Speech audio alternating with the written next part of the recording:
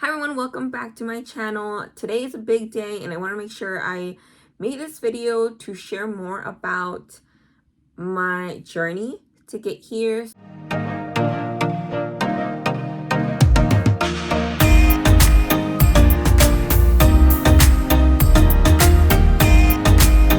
I am having carpal tunnel surgery on my left wrist. This is the first wrist I'm doing. I will be doing both. The doctor, she said she usually does like the worst wrist first if both of them are an issue.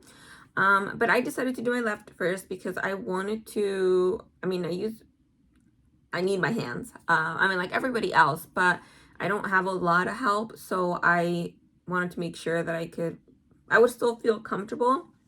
I'm also taking a trip next month, so I need my I need my good hand.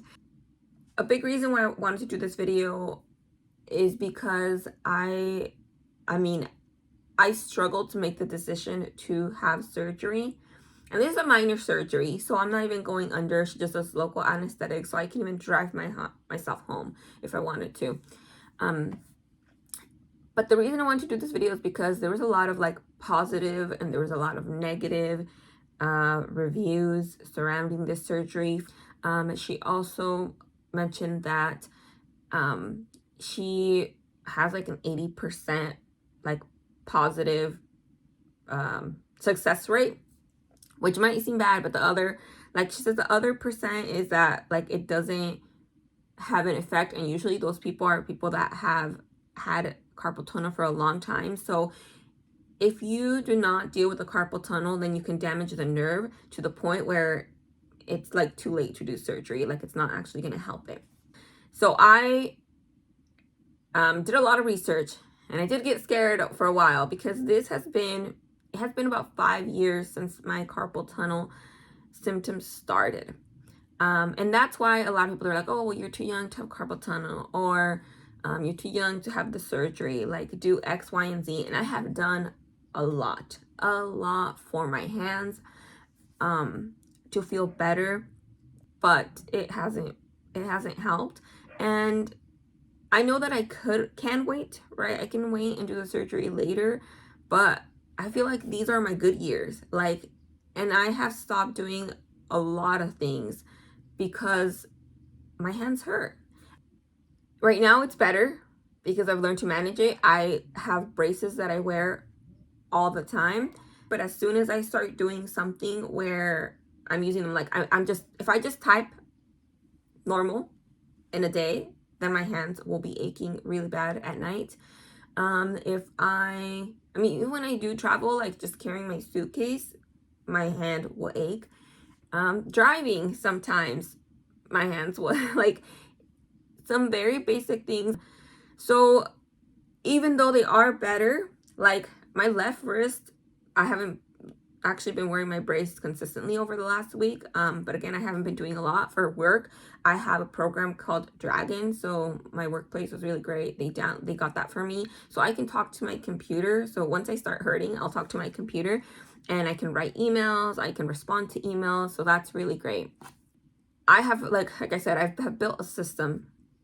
I guess I should mention some of the symptoms, and I think I can put them in the description because I don't know all of them, but you'll have tingling, aching in your hands, weakness. There is something where like at night they ache so much, like that like they hurt. A lot of people like will, and I've had this a couple times where like I wake up that my hands are like, I just cannot stand them, and that's why I wear my brace all the time. My hand right now, it's hurting. I didn't put my brace on last night, and it's just like bothering me really bad.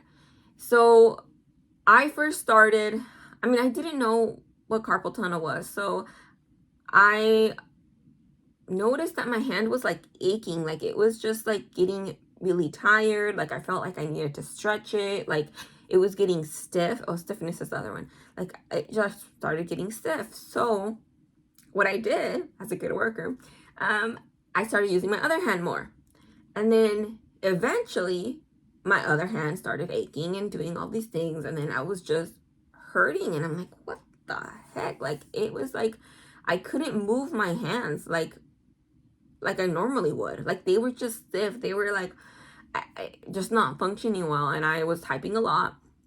And so I'm like, what is going on? And I like talked to some people, and they're like, oh, I mean, I mentioned carpal tunnel. So I went to my provider, and she gave me braces for my hand. And then, well, I had to start like an LNI thing because I mean, it happened because of work. And one of the things that I will tell people, and I mean, I always tell people, is you need to make sure, and this sounds stupid, but like, you need to make sure that your space is ergonomic and that it is functioning for you. A lot of the times we'll notice like, oh, our back hurt, maybe your head hurts, your shoulders hurt, and that's all because we're sitting for so many hours during the day. And if our body is like not, for lack of a better word, not sitting well, then it can affect your I don't know, your limbs. Like it can affect you long term. And I had only been working at this place for 1 year. Like it was my first grown-up job, and to get messed up that quickly, like people were really surprised. But I think it was due to just like my workspace not being ergonomic and putting so much strain on my wrist. So this started, and I was like, I mean, it was bad. Like at that point, I couldn't even tie my shoes. Like this happened for months where like I was wearing my braces consistently. I mean, it was frustrating me just because my braces kept getting caught on my sweaters and like ruining everything. But just like the pain, like I couldn't hold the knife, like it hurt too much because I also had tendonitis, and I still do have tendonitis, but I try to not use my thumbs. Basic things, washing my hair. Like my partner, he had to braid my hair in the morning so I could go to work. He tied my shoes, and I'm gonna get emotional because so yesterday, just as I was going to get emotional, my battery died. So I think that's a good thing. Y'all didn't have to watch me cry. And the reason I was getting emotional is because I was starting to explain all how bad it was, how bad my carpal tunnel was, and how it affected just my quality of life, because there's basic things that I couldn't do. As I mentioned, just tying my shoe, doing my hair, and it sucked. And over the years, I have had to change my habits and the way that I do things and what I can and can't do, just so my hands don't hurt. And if I choose to do them, then I'm going to regret it later.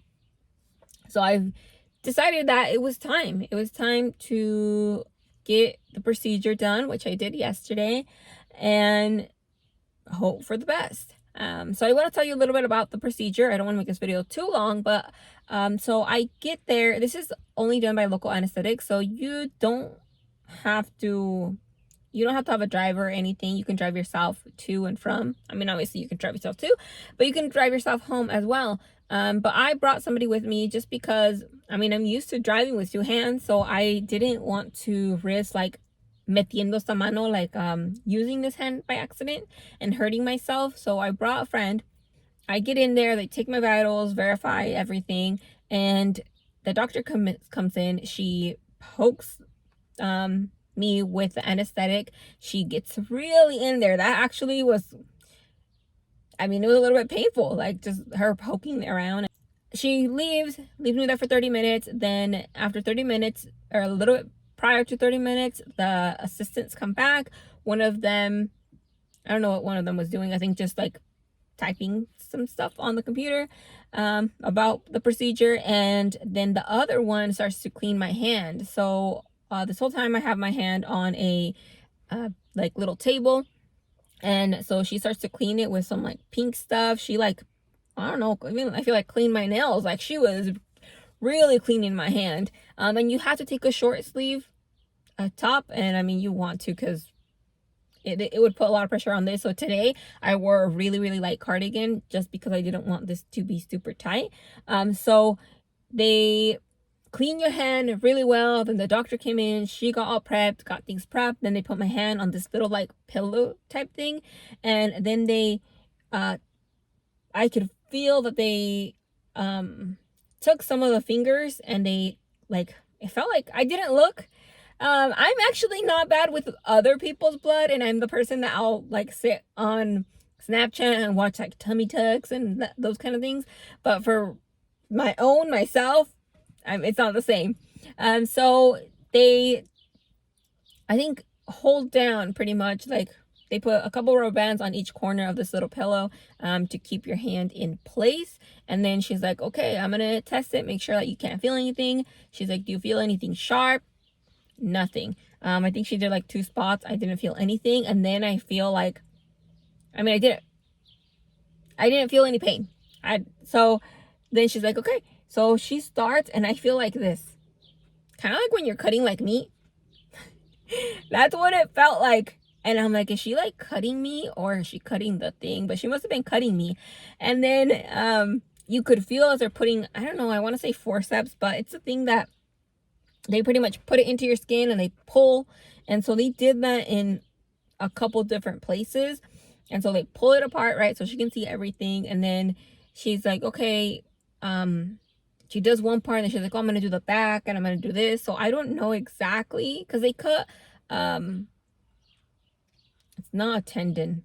They cut, I'll insert it post-op, but they cut this piece right that is enclosing the nerve. So they cut that open. So I don't know how she cuts the back. Maybe she cut, I don't know if she cuts all the way around. I thought it was just one cut, but she just tells her like, okay, now I'm going to move to the back. And it was like done before I knew it. And then she's like, okay, we're just going to wrap you up. And they gave me the instructions. So I'm supposed to, after the numbing medication went away, you're supposed to open and close your hand at least 10 times an hour.